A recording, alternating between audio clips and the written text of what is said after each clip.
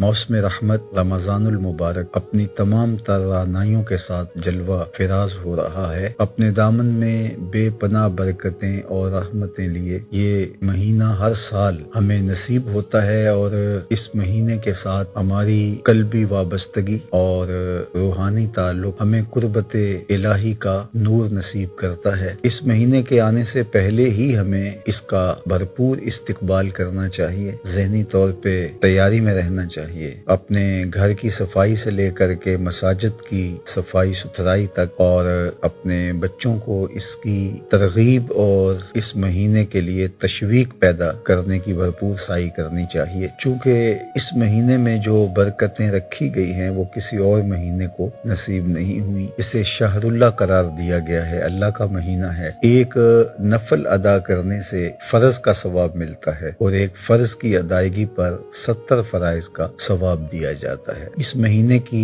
आमद हमारे लिए अल्लाह ताला जल्ला शानहू का बहुत बड़ा एहसान और इनाम है और हमें इस महीने को भरपूर मुस्तअदी के साथ, भरपूर शौक व वलवले के साथ, इबादत की कसरत के साथ, कुरान मजीद की तिलावत के साथ और दीगर आमाल खैर की बजा आवरी के साथ बसर करने की तरतीब देनी चाहिए। हम समझते हैं कि इस महीने में तहजीब नफ्स और तज़किया बातिन का जो सामान रखा गया है, अगर हम इस महीने को इसके आदाब की रियायत के साथ बसर करते हैं तो हमारे अंदर की सफाई और बातिन की तंजीफ का बेहतरीन जामिन बनता है ये माह नूर। हमें अपनी तरबियत बातिन के लिए, तकवे के हुसूल के लिए, जो कि इस महीने का तोहफा खास है और रोजे का मकसद नूर है, हासिल करने के लिए दिन रात कोशां रहना चाहिए। सलातुत तरावी की अदायगी, कुरान मजीद की तसलसल के साथ तिलावत, तहज्जुद की अदायगी और दीगर आमाल खैर की बजा आवरी खास तौर पे हमें करनी चाहिए। सहरी और इफ्तारी के